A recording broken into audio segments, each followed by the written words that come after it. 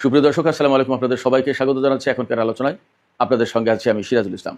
দর্শক, মার্কিন কেন্দ্রীয় গোয়েন্দা সংস্থা সিআইএর প্রধান জন র্যাডক্লিফ একেবারে আকস্মিকভাবে এবং গোপনে রাশিয়ার রাজধানী মস্কো সফর করেছেন। তার এই সফরকে কেন্দ্র করে ব্যাপক জল্পনা কল্পনা ছড়িয়ে পড়েছে। তিনি আসলে কোন বার্তা নিয়ে মস্কো সফর করলেন, কার সাথে তিনি বৈঠক করেছেন, কি বার্তা দিয়েছেন, কি হতে যাচ্ছে, কি ব্যাপার। এদিকে আমেরিকার পক্ষ থেকে পাকিস্তানের সেনাপ্রধানকে ইরানে যে পাঠানো হয়েছিল ইরানের সাথে আলোচনার জন্য, সেখানে ডোনাল্ড ট্রাম্প প্রস্তাব দিয়েছেন পাকিস্তানি সেনাপ্রধানের মাধ্যমে, একটা গুরুত্বপূর্ণ প্রস্তাব দিয়েছেন। এবং সেই প্রস্তাবের বিপরীতে ইরান কি বলেছে, খুবই গুরুত্বপূর্ণ, ইন্টারেস্টিং। এবং ডোনাল্ড ট্রাম্প যে কতটুকু চাপে পড়েছে আপনারা এই আলোচনা শুনলে বুঝতে পারবেন। সুপ্রিয় দর্শক, আরেকটা ব্যাপার, সেটা হচ্ছে সিরিয়াতে নাকি প্রচুর পরিমাণে সামরিক সরঞ্জাম মোতায়েন করেছে তুরস্ক। এবং কোনো কোনো সামাজিক মাধ্যমে বলা হচ্ছে যে 4.5 লাখ সেনা নাকি পাঠিয়েছে সিরিয়াতে। এবং ইসরায়েলের সাথে যুদ্ধ সংঘাত যে কোনো পরিস্থিতির জন্য তুরস্ক প্রস্তুত। আসলে কি বাস্তবতা তাই? এপাশে হরমুজ প্রণালী নিয়ে ওমানের সাথে ইরানের আলোচনা কত দূরে এগোলো এবং কি হয়েছে, আলোচনা কি হতে যাচ্ছে। এই যে 4টি গুরুত্বপূর্ণ বিষয় বললাম, এই 4টি গুরুত্বপূর্ণ বিষয় নিয়ে আলোচনা করব। এর সাথে আর একটা বিষয় থাকবে। চীন কিন্তু সোজা সাপটা বলে দিয়েছে, চীনের কোম্পানিগুলোর বিরুদ্ধে যদি নতুন করে নিষেধাজ্ঞা আরোপ করা হয় তাহলে চীন পাল্টা ব্যবস্থা নেবে। ডোনাল্ড ট্রাম্প এই নিষেধাজ্ঞা বাস্তবায়নের জন্য কি করছেন সে গল্পও বলবো আমি আজকের এই ভিডিওতে। আপনারা সঙ্গে থাকুন প্লিজ। আর যদি ভিডিও ভালো লাগে তাহলে লাইক, কমেন্ট, শেয়ার করবেন এবং চ্যানেলটি সাবস্ক্রাইব করে সাথেই থাকবেন। দর্শক, চলুন আমরা বিস্তারিত আলোচনায় ঢুকে পড়ি। একেবারে প্রথমেই সিআইএ প্রধান র্যাডক্লিফের মস্কো সফর দিয়ে শুরু করি আলোচনাটা। সিআইএ প্রধান জন র্যাডক্লিফ তিনি গতকাল গোপনে বাট অত্যন্ত জরুরি প্রয়োজনে মস্কো সফর করেছেন। একথা বলার মানে অবকাশ নেই, একদম সহজ কথা। কারণ সিআইএ প্রধান হচ্ছে এমন একটা পোস্ট, সেই জায়গা থেকে রাশিয়া সফর করতেছে। এটা অনেক অনেক বড় ব্যাপার, কোনো সাধারণ ব্যাপার না। অনেকটা বলা যায় যে অসাধারণ একটা ব্যাপার, একদম নজিরবিহীন না বললেও আমি বলবো অসাধারণ ব্যাপার। সচরাচর সিআইএ প্রধান রাশিয়া সফর করেন না। তো এই রকম সময় তিনি রাশিয়া সফর করছেন। এই রাশিয়া সফরের সময় আসলে র্যাডক্লিফ কী বার্তা দিলেন, কার সাথে বৈঠক করলেন, কি কথা হলো এবং আসলে কি হতে যাচ্ছে। বলা হচ্ছে, বিভিন্ন মাধ্যমে বলা হচ্ছে যে সিআইএ প্রধান মস্কোতে সরাসরি রাশিয়ার প্রেসিডেন্ট ভ্লাদিমির পুতিনের সাথে বৈঠক করেছেন। সেই বৈঠকে তিনি এমন কিছু বার্তা দিয়েছেন বা এমন সতর্কতা জারি করেছেন রাশিয়াকে, যা আমেরিকার স্বার্থের মারাত্মক পরিপন্থী ছিল। তা না হলে তো আর সিআইএ প্রধান হঠাৎ করে উড়ে আসেনি মস্কো সফরের জন্য। এখন প্রশ্ন হচ্ছে যে তিনি কী বললেন, তিনি কী মেসেজ দিলেন যা করতে নিষেধ করলেন রাশিয়াকে, অথবা এমন কি কথা তিনি বললেন যে তোমরা যা করতে যাচ্ছ আমরা তা জানি, তোমরা এটা করো না, এর পরিণতি ভালো হবে না। এমন কিছুই তো মেসেজ দিয়েছে। কি সেই মেসেজ? এখানে দুটো বিষয় নিয়ে খুব জল্পনা চলছে। একটা বিষয় হচ্ছে যে রাশিয়া ইউক্রেনে বড় ধরনের অভিযান চালাতে পারে এবং ইউক্রেনের বিষয়টা হয়তো একটা চূড়ান্ত সমাধানের দিকে নিতে চাইছেন রাশিয়ার প্রেসিডেন্ট ভ্লাদিমির পুতিন। এই বিষয়টা যদি চূড়ান্তভাবে সমাধানের দিকে নিয়ে যেতে চান প্রেসিডেন্ট পুতিন, তাহলে হয়তো ইউক্রেনের বিরুদ্ধে একেবারে প্রচণ্ড রকমের অভিযান চালাতে হবে, একদম চূড়ান্ত অভিযান। হয়তো লাখ লাখ সেনা অভিযানে অংশ নেবে, ট্যাঙ্ক নেবে, বিমান নেবে, সাবমেরিন, যুদ্ধজাহাজ, মানে যত যত মাধ্যমে একটা দেশের বিরুদ্ধে যুদ্ধ করা যায় তার প্রত্যেকটা সেকশনকে কাজে লাগাবে, প্রত্যেকটা ইউনিটকে কাজে লাগাবে। এবং জানি না কি হবে, যদি ইউক্রেনের বিরুদ্ধে প্রয়োজন হয় তাহলে হয়তো পরমাণু বোমাও ব্যবহার করে এমন পরিকল্পনা করে থাকতে পারে রাশিয়া। সিআইএর কাছ থেকে গোয়েন্দা তথ্য সংগ্রহ করে হয়তো সেই তথ্য তাদের কাছে গেছে। এবং এবং মোটেই দেরি না করে সিআইএ প্রধান র্যাডক্লিফ মস্কো সফরে চলে এসেছেন। এবং মস্কো সফরে এসে প্রেসিডেন্ট পুতিনকে বলছেন, আপনারা এই কাজগুলো করেন না, বা এই কাজ করেন না, বা এই অভিযান পরিচালনা করবেন না, এতে এর পরিণতি খারাপ হবে, বা আপনারা এই করতে যাচ্ছেন, এটা করবেন না। হয়তো সতর্কতা জারি করেছে। এখন তিনি কি সতর্কতা জারি করলেন আর কি করলেন না, কি বললেন না, তা তো যেহেতু পরিষ্কার খবর আসেনি, সেজন্য আমাদের অপেক্ষা করতে হবে। তবে একদম নিশ্চিত তিনি যে খুব গুরুত্বপূর্ণ বিষয় নিয়ে আলোচনা করতে এসেছেন তাতে কোনো সন্দেহ নেই। এই জায়গায় দ্বিতীয় যে বিষয়টা নিয়ে জল্পনা চলছে সেটা হচ্ছে ইরান প্রসঙ্গ। বলা হচ্ছে, বা আমেরিকার পক্ষ থেকে অনেকদিন ধরে অভিযোগ আছে যে রাশিয়া ইরানকে অস্ত্র, সামরিক সরঞ্জাম এবং সামরিক তথ্য, গোয়েন্দা তথ্য দিয়ে সাহায্য করছে। ইরানের সাথে তো আমেরিকা আসলে পেরে ওঠেনি। এবং এখন কোথায় সেই পরমাণু কর্মসূচি ধ্বংস করা, সরকার পরিবর্তন করা, আর কোথায় ইরানের সামরিক বাহিনীকে একদম মুছে দেওয়া, এখন হরমুজ প্রণালী খোলা নিয়েই হিমশিম খাচ্ছে আমেরিকা। এইরকম একটা প্রেক্ষাপটে হয়তো ইরান ইস্যুকে কেন্দ্র করে সিআইএ প্রধান রাশিয়ার সাথে মত বিনিময় করতে এসেছেন বা কোনো সলা পরামর্শ বা তাদের পক্ষ থেকে কোনো উদ্বেগের কথা উৎকণ্ঠার কথা জানাতে আসতে পারেন। এটাও একটা কারণ হতে পারে যে ইরান ইস্যু হতে পারে। আবার এমনও হতে পারে যে ইরানের বিরুদ্ধে আমেরিকা ভয়ঙ্কর কোনো পরিকল্পনা করছে, যে ইরান যদি এই না করে তাহলে আমরা এই করব, এমন তথ্য দিতে পারে। কথার কথা বলছি, আমি এটা চূড়ান্ত সত্য ধরে উদাহরণটা দিচ্ছি না, আমি জাস্ট আলোচনা প্রসঙ্গে বলছি যে হয়তো আমেরিকা রাশিয়ার মাধ্যমে বলেছে, সিআই প্রধান হয়তো প্রেসিডেন্ট পুতিনকে বলে গেছেন যে প্রেসিডেন্ট ডোনাল্ড ট্রাম্পের পক্ষ থেকে আমি এসেছি, ইরান যদি হরমুজ প্রণালী খুলে না দেয় বা এই শর্ত মেনে না নেয় তাহলে ইরানের বিরুদ্ধে আমরা পরমাণু হামলা চালাবো। কথার কথা এমন একটা তথ্য দিল। হয়তো এই তথ্য পুতিন শুনেছেন, জেনেছেন এবং পরবর্তীতে ইরানের কাছে সেই তথ্য পাস করবেন বা পুতিনের সাথে পরামর্শ করতে পারে যে ইরানের সূত্রে তো আমাদেরকে এইভাবে তারা আটকে দিয়েছে ইরান, এখন আমরা এই জায়গা থেকে বের হতে হলে আমাদের সামনে পথ পরমাণু বোমা হামলা চালানো অথবা ইরানের উপরে ব্যাপকভাবে বোমা হামলা চালানো বিমান থেকে, আমরা যে কোনো একটা করবো, ইরান কী করবে সেটা আপনি দেখার একটু শুনে মেলে, এমন হতে পারে। নানা রকম জল্পনা আছে, কোনটা সত্য কোনটা মিথ্যা বা কোনটা আসলে ঘটেছে বা কোনটা আসলে বলেছে এখনও পরিষ্কার না, এর জন্য আমাদের অপেক্ষা করতে হবে। সুপ্রিয় দর্শক, ইরানের প্রসঙ্গ এই আলোচনা ধরে যখন এসেই গেল তখন আমি ইরানের প্রসঙ্গে আরও কিছু কথা বলি। পাকিস্তানের সেনাপ্রধান ফিল্ড মার্শাল আসিম মুনিরকে যে ইরান সফরে পাঠিয়েছিলেন মার্কিন প্রেসিডেন্ট ডোনাল্ড ট্রাম্প, এই সফরে তিনি কি বার্তা দিয়ে পাঠিয়েছিলেন আসিম মুনিরকে ইরানের কাছে? জানা গেল যে ডোনাল্ড ট্রাম্প আসিম মুনিরকে এই বার্তা দিয়ে পাঠিয়েছেন যে আপনি ইরানকে বলুন যে ইরান হরমুজ প্রণালী খুলে দিন, এর বিনিময়ে আমরা ইরানের উপর থেকে নিষেধাজ্ঞা প্রত্যাহার করে নেব আর ব্লকেট তুলে নেব। আসিম মুনির কিন্তু ইরান থেকে ফিরে তিনি দাবি করেছেন বা পাকিস্তানের গণমাধ্যমগুলোতে খবর এসছে যে ভালো একটা আলোচনা হয়েছে, আলোচনার অগ্রগতি খুব ভালো। আমি তো বলছি যে ইরান প্রত্যাখ্যান করেছে আলোচনা, এখন পাকিস্তানের গণমাধ্যম বলছে আলোচনার ফলাফল বা বেশ ইতিবাচকভাবে আলোচনায় অগ্রগতি হয়েছে। আসলে কি সেটা এখানে ডোনাল্ড ট্রাম্প এবং পাকিস্তান কিভাবে নেবে আমি জানি না। ইরান যা বলেছে তা পরিষ্কার।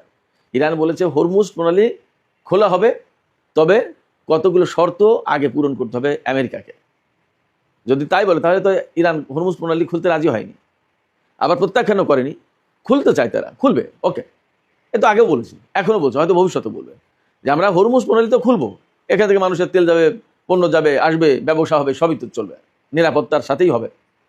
কিন্তু কিছু কিছু দেশের জন্য হরমুজ প্রণালী খুলবে না, যেমন ইসরায়েলের জন্য চিরজীবনের জন্য বন্ধ হবে, আমেরিকার জন্য হয়তো তাই হতে পারে, অন্তত আমেরিকার সামরিক কোনো জাহাজ এই রুটে চলাচল করতে পারবে না, হরমুজ প্রণালী দিয়ে পারস্য উপসাগরে যেতে পারবে না। তার মানে বাহরাইনে পঞ্চম নৌবহরের যে ঘাঁটি, ওই ঘাঁটি ফুটুস, ও আর জীবনে কোনোদিন সুস্থ হয়ে দাঁড়াবে না, ওকে মেরামত করে ঠিক করা যাবে না, কারণ ইরান হরমুজ প্রণালী দিয়ে আমেরিকার কোনো যুদ্ধ জাহাজ যেতে দেবে না, যে জাহাজে বিভিন্ন রকমের অস্ত্র, সামরিক সরঞ্জাম এবং ওই ঘাঁটি ঠিকঠাক করার মতো যন্ত্রপাতি আনা হবে, এইটা করতে দেবে না ইরান। তাহলে এই হরমুজ প্রণালী খুলবে বিভিন্ন দেশের জন্য, হয়তো শর্ত সাপেক্ষে আমেরিকার জন্যও, কিন্তু শর্ত সাপেক্ষে মানে সামরিক সরঞ্জাম এখানে নিতে পারবে না, আর ইসরায়েলের জন্য চিরদিনের জন্য বন্ধ থাকবে। ব্যাপারটা যদি এরকম হয় তাহলে ইরান তো খুলতে রাজি আছে বা খুলবে, কিন্তু তার আগে আমেরিকাকে ইরানের শর্তগুলো পূরণ করতে হবে। তো শর্ত যতক্ষণ পর্যন্ত পূরণ না করছে ততক্ষণ পর্যন্ত খুলবে না। এবং এখানে আরও কথা আছে, আমেরিকার president Donald Trump mid term ইলেকশনের আগে যে কোনোভাবেই হোক হরমুজ প্রণালী খোলার চিন্তা করছে, চেষ্টা করছে, এই কারণে যে তা না হলে আমেরিকার লোকজনকে তিনি দেখাতে পারবেন না যে কোনো সফলতা। সবাই এই প্রশ্ন তুলবে, যেখানে আপনি সারা বিশ্বে যুদ্ধ বন্ধ করতে চেয়েছিলেন সেখানে আপনি কয়েকটা জায়গায় যুদ্ধ শুরু করে দিলেন, যুদ্ধ শুরু করলেন তো করলেন, আমেরিকার সেনারা মারা গেল, বহু বিমান, বিভিন্ন রকমের সরঞ্জাম, প্রচুর ক্ষয়ক্ষতি হলো। এখন আপনি ইরানের সরকার পরিবর্তন করতে পারেন, তার পরমাণু কর্মসূচি সেই অক্ষতই আছে, বরং যা খোলা ছিল সেটা বন্ধ করে দিয়েছেন। হরমুজ প্রণালী যুদ্ধের আগে খোলা ছিল, যুদ্ধ শুরুর কারণে হরমুজ প্রণালী বন্ধ হয়ে গেল, তাহলে তো যুদ্ধে আপনি পরাজিত হয়েছেন, আপনি যুদ্ধে তো কোনো অর্জন দিতে পারেন, কেন আপনি যুদ্ধে জড়াতে গেছেন? এই প্রশ্ন আসবে ভোটারদের কাছ থেকে, এই প্রশ্ন ভোটাররা করবে, তখন ডোনাল্ড ট্রাম্পের বা রিপাবলিকান দলের কোনো জবাব নেই। এই জন্যই এই নির্বাচনী বৈতরণী, নির্বাচনের টাইমটা পার করার জন্য তিনি ইরানের সাথে যাই হোক না কেন একটা চুক্তি তিনি করতে চাচ্ছেন। চুক্তি করে নির্বাচন শেষ আবার ইরানের উপরে নিষেধাজ্ঞা দেবে, ব্লকেট দেবে, আবার দ্বন্দ্ব সংঘাত শুরু করবে। এটা অবধারিতভাবে ডোনাল্ড ট্রাম্প যা করবেন এটা আমি বলে দিলাম, এই করবেন, কারণ ডোনাল্ড ট্রাম্প কোনো জায়গায় স্থিরভাবে থাকতে পারেন না, কোনো কথা, কোনো প্রতিশ্রুতি, কোনো ওয়াদা, কোনো কিছু তিনি রাখেন না, রাখতে পারেন না। এখন কি বললেন আর কালকে কি করলেন এটার ভিতরে মিল থাকে না। সেক্ষেত্রে ইরান যদি ডোনাল্ড ট্রাম্পের সাথে কূটনৈতিক উদ্যোগে গিয়ে এই জায়গায় চুক্তি করে তাহলে ইরান অবশ্যই আবার আটকে যাবে, তাদের মাধ্যমে, আমেরিকার মাধ্যমে তারা আবার ব্ল্যাকমেইলের শিকার হবে। আমি জানি না ইরানিরা তাদের সিদ্ধান্ত মতো তারা কী করবেন, কিন্তু আমার বিশ্লেষণ এই আসে, কারণ ডোনাল্ড ট্রাম্প চুক্তি মানে না, চুক্তি রাখে না। এবং তিনি আলোচনায় ডেকে দেখা গেল যুদ্ধ শুরু করে দেয়, অপমান অপদস্থ করে নানা রকম ব্যাপার। এই যে ইসলামাবাদ চুক্তি সমঝোতা এটা করেছিল, সেটা নিজের সময়কার চুক্তি ভেঙে দিয়েছে। ওবামার আমলে যে পরমাণু চুক্তি ছিল সেটা না হয় ছিঁড়ে ফেলে বাদ দিল, সেটা আর এক প্রেসিডেন্টে তাকে পছন্দ করে না। ওবামা কালো বলে তাকে ভীষণভাবে ঘৃণা করে ডোনাল্ড ট্রাম্প। তো সেই ব্যক্তি ওবামার চুক্তি না হয় ছিঁড়ে ফেললো, বাদ দিল। কিন্তু এখন এই যে 17ই জুন যে চুক্তি হয়েছিল, এমওইউ যেটা সই হয়েছিল, ইসলামাবাদ সমঝোতা স্মারক যেটা, সেটা তো ডোনাল্ড ট্রাম্প নিজে সিগনেচার করেছেন, সেটা ছিঁড়ে ফেললেন। তাহলে এর যে বড় প্রমাণ আর কি আছে? তিনি তো চুক্তি মানেন না। ইরান এই বিষয়গুলো নিশ্চয়ই মাথায় রাখবে। এরপরেও পাকিস্তানের সেনাপ্রধানের মাধ্যমে ডোনাল্ড ট্রাম্প যে প্রস্তাব দিয়েছেন, এটা একেবারেই ইরানের কাছে আমেরিকা সারেন্ডার করার মতো একটা প্রস্তাব। বাট এখনও ইরান তাতে পুরোপুরি রাজি হয়নি বা বলেনি সম্মতির কথা। এর মানে দাঁড়াচ্ছে যে তারা হয়তো বিষয়গুলো নিয়ে আলোচনা করে দেখবে। এমনটা যদি হয়, এই সময় চুক্তি না করে যদি আমেরিকাকে পরাজিত করে এখান থেকে চলে যেতে বাধ্য করা যায়, তাহলে সেটা হবে সবচেয়ে বড় কাজ। এই চুক্তিও লাগবে না, হরমুজ প্রণালী ইরান আমেরিকার জন্য খোলা লাগবে না, এবং এই এলাকায় আমেরিকা থাকতেও পারবে না। চুক্তি না করে যদি আরেকটু চাপ দেয় ইরান আমেরিকার উপরে, আমার মনে হয় যে ব্যাপারটা তখন আরও বেশি কার্যকরী হবে ইরানের জন্য। দেখা যাক ইরান কি করে। এদিকে সোমবার মার্কিন অর্থমন্ত্রী স্কট বেসেন্ট যে ইরানের বিরুদ্ধে ইকোনমিক ডুমসডে ঘোষণা করেছেন, এই ভয়াবহ প্রলয়ঙ্কারী নিষেধাজ্ঞা আরোপ করার পর মনে করা হয়েছিল যে ইরান একদম কলাপস করে যাবে। কিন্তু ইরান কলাপস করবে কি? এখন তো হরমুজ প্রণালীতে তেল লেনদেন অনেক কিছু নেই, দরকারটা কি? তাহলে কীভাবে কলাপস করবে? কলাপস করবে না, বরং ইরানে যখন যুদ্ধ শুরু করেছে তখন যেমন বিশ্বের কেউ ডোনাল্ড ট্রাম্পের পাশে দাঁড়ায়নি, এখনও এই নিষেধাজ্ঞা আরোপের ক্ষেত্রে কেউ দাঁড়াবে বলে মনে হয় না। কারণ ডোনাল্ড ট্রাম্পকে এবং তিনি কী করেন এবং তার মনোভাবটা কি, তার অবস্থানটা কি, এটা বিশ্বের নেতারা সব জানেন। যার কারণে এই নতুন নিষেধাজ্ঞার পক্ষে বিশ্ব নেতারা দাঁড়াবেন, এটা ভাবার কোনো কারণ নেই। এখানে যদিও বেসেন্ট বলেছেন যে বিশ্বকে বেছে নিতে হবে, তারা ইরানের পক্ষে থাকবে নাকি আমেরিকার পক্ষে, কিন্তু ব্যাপারটা এত সরলভাবে যাবে না, এবং তারা অনেকেই ইরানকেই বেছে নেবে। কারণ তারা জানে যে ডোনাল্ড ট্রাম্প কোনো চুক্তি বা কোনো বক্তব্য দিয়ে সেইটার উপরে স্থির থাকতে পারবে না, থাকে না। এর ভেতরে খবর এসেছে যে ডোনাল্ড ট্রাম্প বিশ্ব নেতাদেরকে ফোন করছেন বারবার যে আপনারা এই নিষেধাজ্ঞায় সামিল হন, নিষেধাজ্ঞা কার্যকর করুন, নিষেধাজ্ঞা বাস্তবায়নে সহায়তা করুন। কিন্তু ইরানের যে প্রধান বাণিজ্যিক পার্টনার চীন, সেই চীন পরিষ্কার করে বলেছে যে চীনের হংকং বেইজ যে সমস্ত কোম্পানি, তাদের উপরে যদি কোনো রকমের সেকেন্ডারি নিষেধাজ্ঞা দেওয়া হয়, আগে যা দিয়েছে, আবার নতুন করে যদি নিষেধাজ্ঞা দেওয়া হয়, তাহলে আমেরিকার বিরুদ্ধে সোজা সাপটা পাল্টা পদক্ষেপ নেওয়া হবে, রিটালিয়েট করা হবে, মানে প্রতিশোধ নেওয়া হবে। তা প্রতিশোধ মানে কি? চীন সোজাসুজি আমেরিকার বিভিন্ন কোম্পানির উপরে নিষেধাজ্ঞা আরোপ করে দেবে। আমেরিকা যদি ট্যারিফ বাড়ায়, তাহলে চীনও ট্যারিফ বাড়িয়ে দেবে, এইভাবে বাণিজ্য যুদ্ধ শুরু হবে। ফলে ডোনাল্ড ট্রাম্প নিষেধাজ্ঞা আরোপ করেছে, এই নিষেধাজ্ঞা আরোপ করেও কিন্তু শান্তিতে নেই, এবং তিনি জানেন যে এই নিষেধাজ্ঞা খুব একটা কার্যকরী হবে না, কাজ করবে না। এই জন্য পাকিস্তানের সেনাপ্রধানকে ইরানের সফর পাঠিয়েছিল। যেদিন সফরে পাঠিয়েছে সেদিন আবার নিষেধাজ্ঞা দিচ্ছে, তার মানে সব অপশন তার সামনে খোলা। তাই ইরান কি এতটা বোকা যে আমেরিকা সব অপশন খোলা রেখে ইরানকে চুক্তি করতে ডাকবে, আর ইরান সুর করে চুক্তি করতে চলে যাবে? ব্যাপারটা কি এরকম? প্রশ্ন ওঠে না। অতএব ডোনাল্ড ট্রাম্পকে এখানে অপেক্ষা করতে হবে, এবং ইরান কোন কৌশলে এইগুলো আটকে দেয় এবং এইগুলো থেকে উদ্ধার পায় নিজে, আমরা একটু অপেক্ষা করে দেখবেন যে অনেক বড় বড় খেলা জমছে এখানে। সুপ্রিয় দর্শক, আলোচনার শেষে তুরস্ক ইসরায়েল সিরিয়া প্রসঙ্গে একটু কথা বলি। সামাজিক মাধ্যমগুলোতে বেশ খবর ছড়িয়ে পড়েছে যে তুরস্ক নাকি বিপুল পরিমাণে সামরিক সরঞ্জাম সিরিয়ায় মোতায়েন করেছে এবং 4.5 লাখ সেনা নাকি পাঠিয়েছে। এটা যদিও একটু অস্বাভাবিক কথা, কিন্তু অনেক সামাজিক মাধ্যমে এই খবর ঘুরছে। আর সত্য মিথ্যা এখনই জানা যাচ্ছে না। তবে তুরস্ক এবং ইসরায়েলের ভেতরে যে বড় রকমের একটা টানাপোড়েন সৃষ্টি হয়েছে এই মুহূর্তে, সময় যে তাদের ভেতরে ভালো যাচ্ছে না সেটা মোটামুটি বোঝা যাচ্ছে। সামাজিক যোগাযোগ মাধ্যমে এরকম খবর আসছে যে পাকিস্তান নাকি ইসরায়েলকে হুঁশিয়ারি দিয়েছে যে ইসরায়েল যদি তুরস্কের সাথে যুদ্ধে জড়িয়ে যায়, তাহলে পাকিস্তান ইসরায়েলের বিরুদ্ধে এমন জবাব দেবে যেটা ইসরায়েলের জন্য ভয়ঙ্কর পরিণতি ডেকে আনবে। তার মানে দাঁড়াচ্ছে ইসরায়েল, পাকিস্তান, তুরস্ক, সামাজিক মাধ্যমের এই খবরগুলো যদি সত্য হয়, তাহলে ইসরায়েল, তুরস্ক, পাকিস্তান তারা বেশ একটা জটিল সিচুয়েশনে, জটিল সমীকরণে দাঁড়িয়ে গেছে। তবে আমরা যা বুঝতে পারছি যে মধ্যপ্রাচ্যের যে পরিস্থিতি, চলমান পরিস্থিতি, বিশেষ করে সিরিয়াকে কেন্দ্র করে তুরস্ক, ইসরায়েল বা আরও যে সমস্ত পক্ষ এতে জড়িত, এই জায়গাটা যে খুব স্বস্তির সাথে স্বাভাবিকভাবে যাচ্ছে না, এটা মোটামুটি বোঝা যাচ্ছে। বেশ একটা দ্বন্দ্ব সংঘাতের মতো অবস্থা তৈরি হয়েছে। আমরা অপেক্ষা করি আসলে এই দ্বন্দ্ব সংঘাত কোথায় গিয়ে শেষ হয় এবং কোনভাবে এর রূপ পরিগ্রহ করে, কোনভাবে এটা কি ঘটে, আমরা অপেক্ষা করি। সুপ্রিয় দর্শক, এখনকার আলোচনা এখানে শেষ করতে চাইছি। আলোচনা শেষের আগে আপনাদের মতামত জানতে চাই। সিআইএ প্রধান যে রাশিয়া সফর করলেন, আসলে তিনি কি বার্তা দিলেন?